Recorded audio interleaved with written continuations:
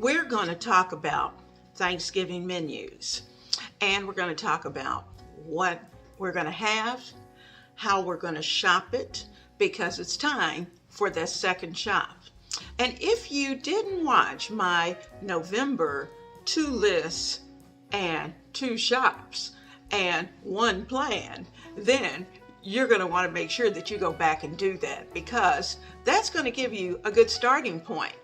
So now we're ready for that second shop. And so I'm going to let you see how I'm going to develop my holiday Thanksgiving shop, because this is going to help you organize before you ever get into that grocery store. Now, as you know from the first shop, that I purchased a few things that were actually on both lists. And the reason for that was because I found it and I did it. Like the turkey. I got the turkey early. It's in the freezer. So all I'll need to do is to bring it out and to make sure that I have it in the refrigerator thawed in plenty of time, that I can brine it and have it ready to go into the oven. But what we are going to do now is to make sure that we have everything else. And if you have guests coming, you're going to need extra soaps and extra little things, extra cleaners, to make sure you have all those things ready so that your house can run smoothly. You're also going to want to pay close attention to what you plan to serve your guests each night that they're here.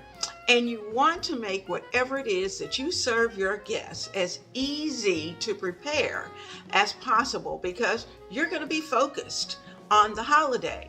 So this is my suggestion. November 17th is our holiday one-pot collaboration, where all the creators are coming together, and we're going to share with you some delicious one-pot meals. And this particular collab is being hosted by myself and my co-host Stephanie from Stephanie Creatively Miss Me Stephanie.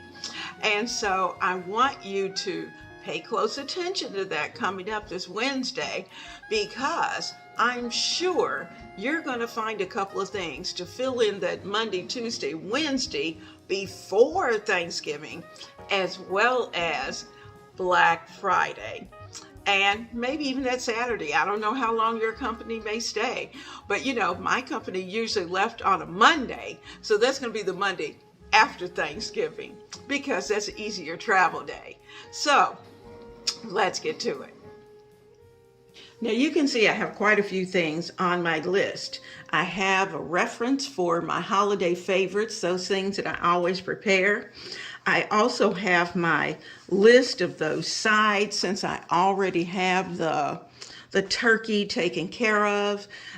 So we're going to talk about the other things. And there may be, even at that, a few things that we need to pick up that we haven't gotten yet, or that we want fresh. So let's start to work on that.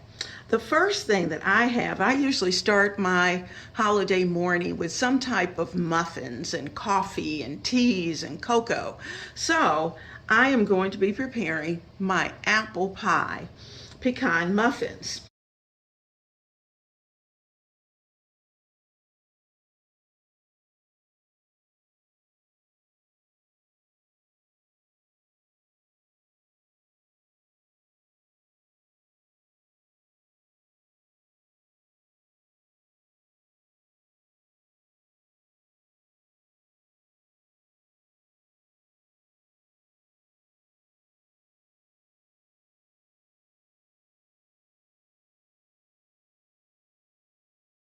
And you know, those muffins don't have to have pecan, but we are fans. So I have to look and see exactly. So I'm going to write down muffins.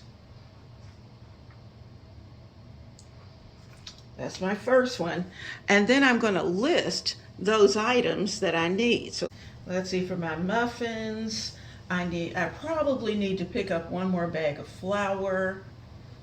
I have baking soda. And I think I reminded you to make sure that you get a fresh container of baking powder. That's always important. And of course we want No, we do not want aluminum, so no aluminum. Make sure you look for that. That's important, no aluminum. Now, check your sugars. So make sure that you have plenty. You're going to want at least 10 to 20 pounds of sugar. Now, I usually divide that between both white sugar as well as brown sugars. So I know that's going to be white and brown. If you have not picked up extra butter, you're definitely going to want to pick up a few pounds additional of that. Now I did that. I picked up 4 pounds of butter. So I think I'm good with that. But what I didn't pick enough up of was eggs. And that was just because of space. So I already know I'm going to need eggs, additional eggs.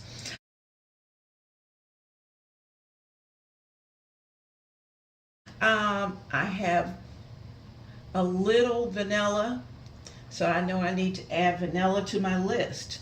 And this was the biggie, apple pie filling. Now you may have some already made apple pie filling in your freezer. And if that's the case, woohoo, because you're in good shape. You just take it out, thaw it, and you have it ready to go. But I ran out of room, so guess what? I'm going to need several cans of apple pie filling. And in fact, I think I'm going to pick up 4 if I can find them. I want 4 because we're more apple pie people. Now, I have pecans in the freezer, but if I can find pecans for a good price, then I'm going to want to make sure that I pick that up. Check your cinnamon and make sure that you have plenty. I already know I have some, but I'm not sure that I'll have enough for everything because you know it's that time. I'm going to want the powder as well as the sticks because I'm going to have to make some type of wassail during that time as well. Now, turkey. When I think about my cider house turkey, and it somewhat speaks to itself in that we're going to want to, of course, have our turkey itself.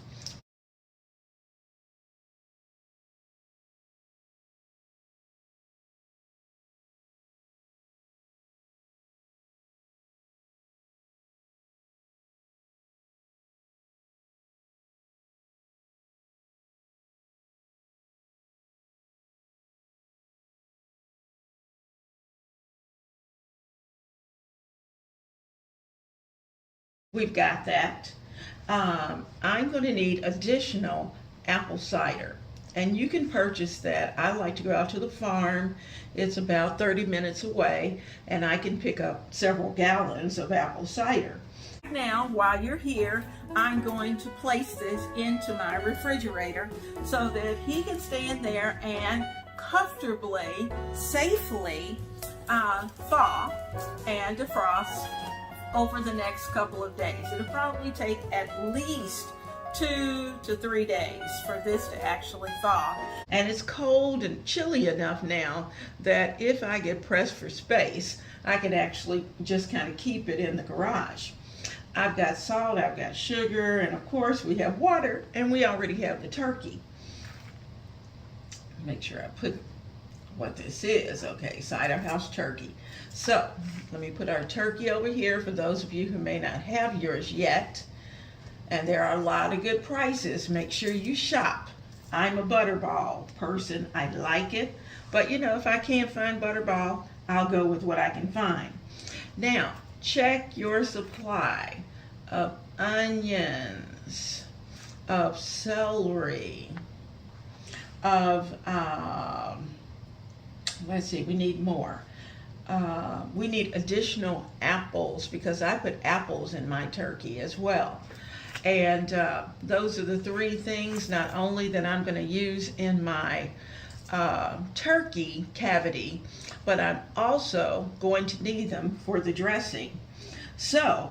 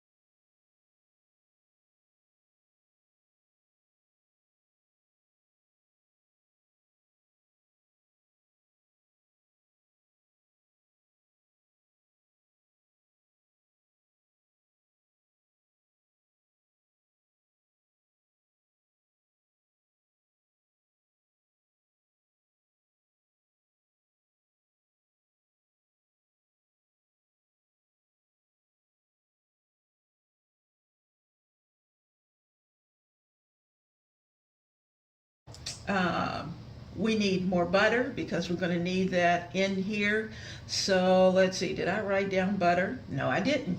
So I'm going to go ahead and put butter here because I'm starting to think that if I want to make an herb butter, then obviously I'm going to need additional butter.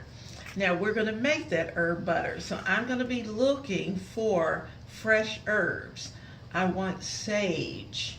I want rosemary. A little thyme. And probably just a bit of basil. Those are the herbs that I'm going to add into that. Now, something else that I haven't mentioned that I usually have extra and extra of is salt. But if you don't, you're definitely going to need to make sure that you have plenty of salt and pepper because you don't want to run out at the last minute. For your turkey, you're going to want a turkey bag because that's just going to make that cleanup so much easier. And they're not usually just on a regular shelf. They're usually back there right in front of the meat section. So you're going to want to pick up a turkey bag.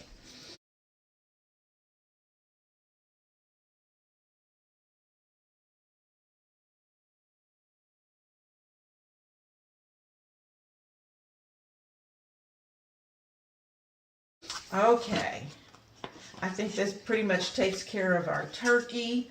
I'm thinking about our gravy. This is our cider house gravy.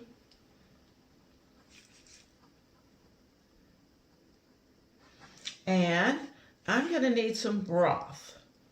That's my big ticket item. Lots and lots and lots of broth. So we're going to need to either make the broth in advance. We can do that with chicken. Or we can get some turkey parts. We can find some legs or wings or something like that. Then we can use those turkey parts and make our own broth. We need additional apple cider for that. So I think I'm going to go up here and I'm going to pick up 4. That's going to be my magic number because in addition to using it for both the turkey as well as the gravy, we're going to want something to drink. Now, poultry seasoning. If you don't have that fresh, you're going to want to pick that up because you know what? If you're using last Thanksgiving poultry seasoning, it's probably pretty dead. So let's make sure that your poultry seasoning is fresh. Okay, let's get down to our dressing. Now, at my house, we like a sausage dressing. And this is not your breakfast sausage. This is an Italian sausage dressing. So, of course, we're going to need Italian sausage. And you can sometimes find it, I like a medium heat. You know, you can get it regular, you can get it hot, or you can get it just medium. And I like my Italian sausage. If I can find it loose, that's great. But if not, then I'll go back. And I have no problem with taking this little jacket off. So I want it in kind of a medium. If I can't find medium, I'll get some regular and some hot and mix it. And that'll do it.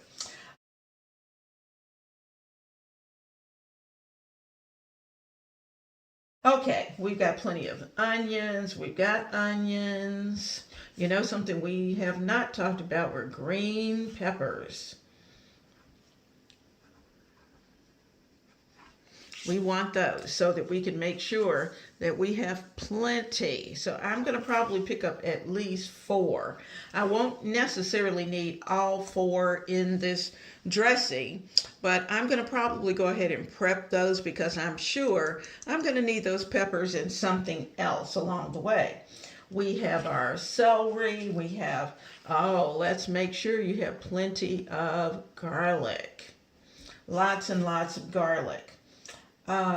We need cornbread.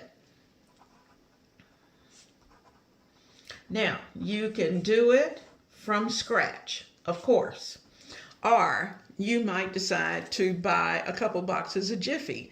You know, no shame in the game. You know, if you use Jiffy, your dressing's going to be just fine. But if you have some already made, then, you know, this is a good time to go ahead and get that done.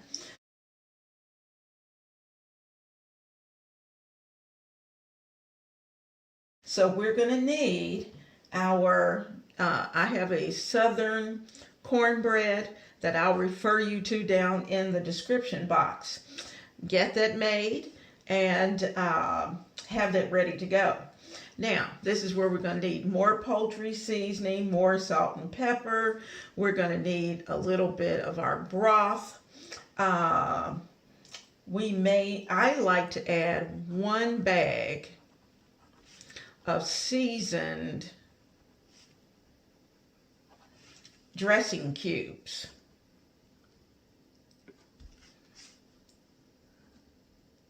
And I use Pepperidge Farm. I've used that forever. Pepperidge Farm. Okay, next we're going to need some chicken stock, and we're also going to need eggs. We've already got eggs in our list, so we don't need to write that down again. So we're good to go with our dressing. Greens. This is a big ticket item.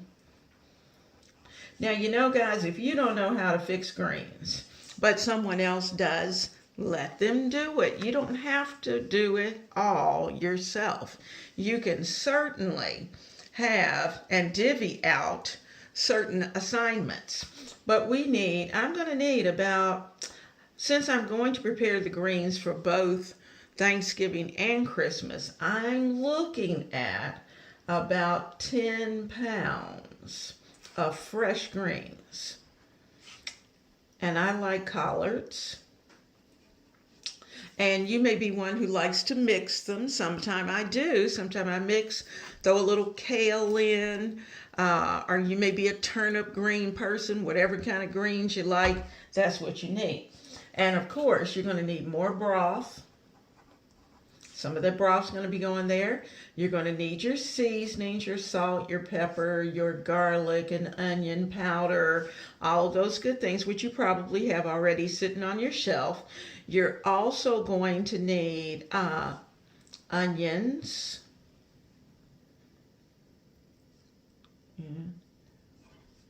And, you know, I like to throw in 1 potato because I like for the broth to have a richness. Now we're going to take the potato out.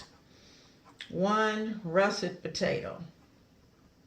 Now if you don't have russet, whatever kind of large potato that you have, you know, that's fine. But russet's what I usually use. 1 large russet potato to put in those greens, to give those greens a little bit of the potato starch, and it just adds a delicious background flavor. And then fish them out before time to serve dinner. Now, keep in mind when you're buying those greens, that these greens are going to shrink. They're going to shrink as soon as they hit that hot water. So I always err on over buying greens because I know they're going to shrink. Okay, mac and cheese.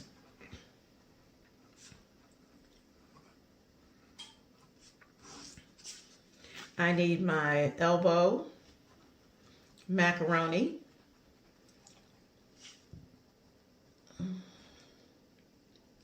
I need tons of cheese. And that includes, I put a little Velveeta in there. Yes, guys, I do. I put a little bit of that in there because it adds to the creaminess. I also put in extra sharp cheese, extra sharp cheddar. I like Gruyere.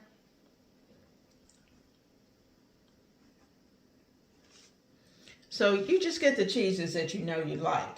And I try to get at least 3 or 4 different kinds. I like Colby Jack.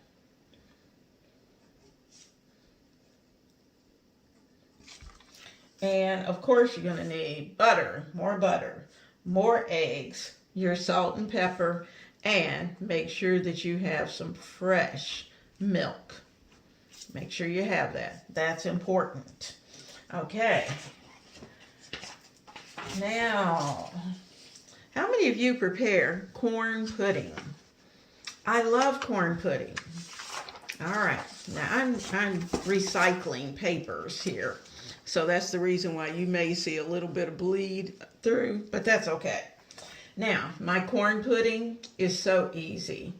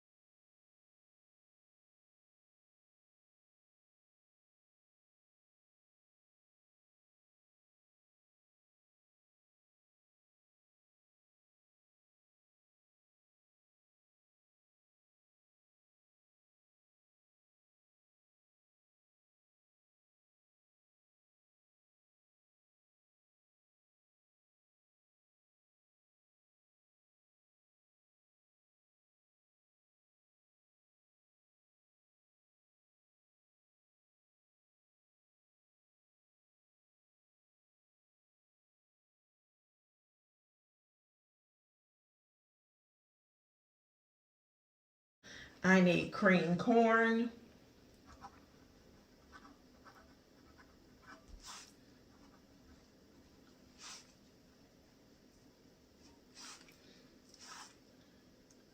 And I need sugar, of course.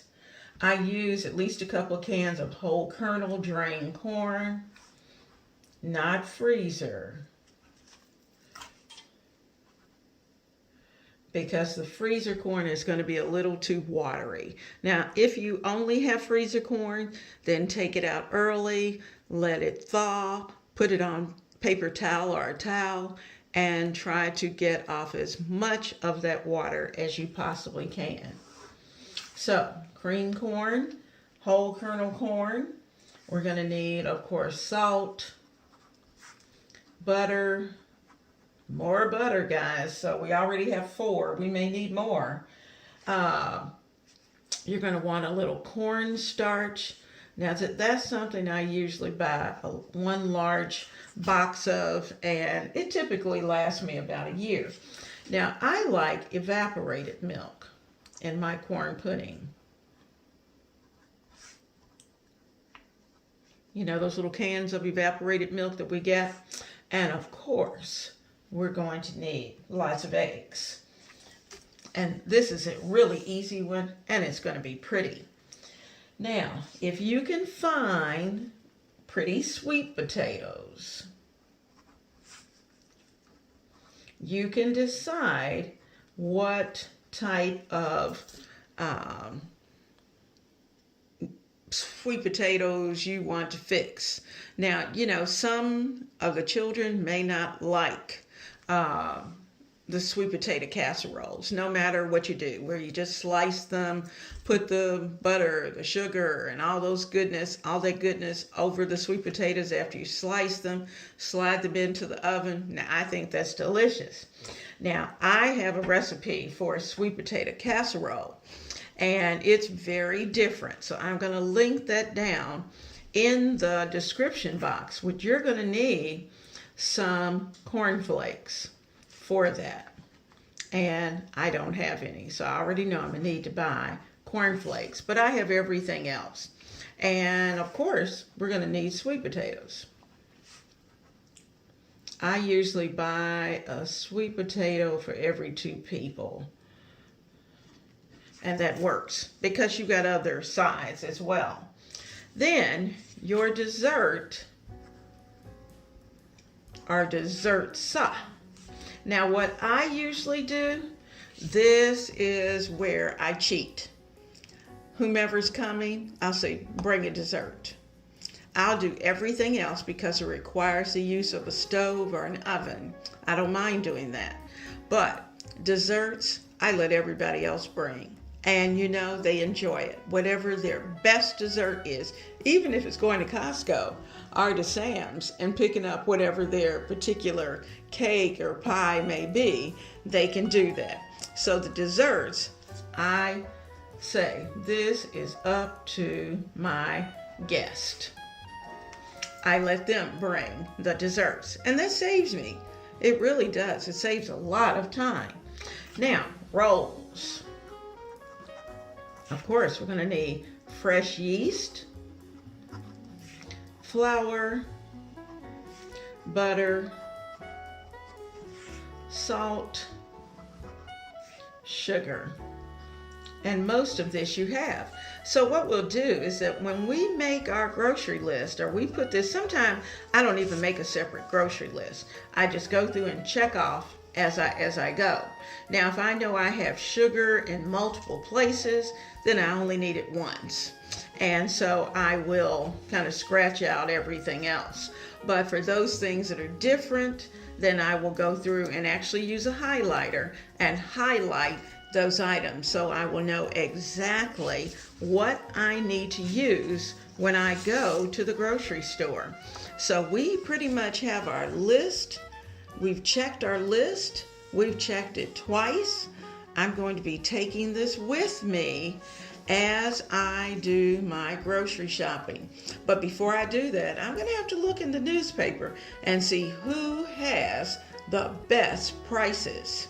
Now, just a reminder to you, keep an eye open for the holiday one meal collab, because you're going to want to make sure that you check that out and see what we're serving up that you might want to prepare for your guest. And coming up right after that is going to be our holiday winter vignette.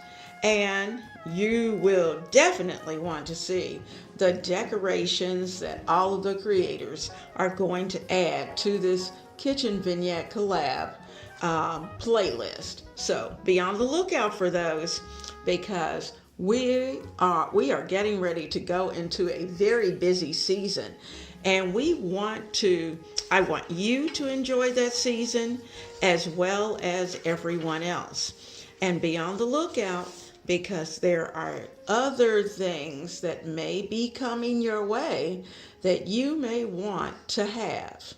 So I am hoping that this week is blessed for you. I hope that you're able to take a few moments, and while you're watching Sunday's football game, that you'll be able to develop your list so next week you can go shopping. And you may not want to shop until after the one pot meal collab, because you may find a couple of one pot meals that you'll want to add to your shopping list. Here in the kitchen, we are transitioning. We're in the process of trying to figure out what all we may need to still go to the grocery store and pick up, because you know that's always fun. And we're also going to transition this kitchen. Now, my plan is to participate in Vlogmas during the month of December. And I'm hoping that you're going to go on that journey. It's going to be a lot of fun. We're going to do a lot of cooking. We're going to do a lot of decorating. And we may do a little traveling, and just lots of family time. So, for those of you who are new to the family, mwah, mwah, mwah, thank you so much for joining us, because you're in for a ride, guys. It's going to be a great time, because you know, here at Ebony, Ivy, and Thyme, that we do things in the kitchen for the kitchen. And I have a few little surprises that I think you're going to enjoy. So I'll see you soon, right here in the kitchen of Ebony, Ivy, and Thyme, where we work hard, we love God and family, and we know without a doubt that everything else is just gravy. I'll see you soon.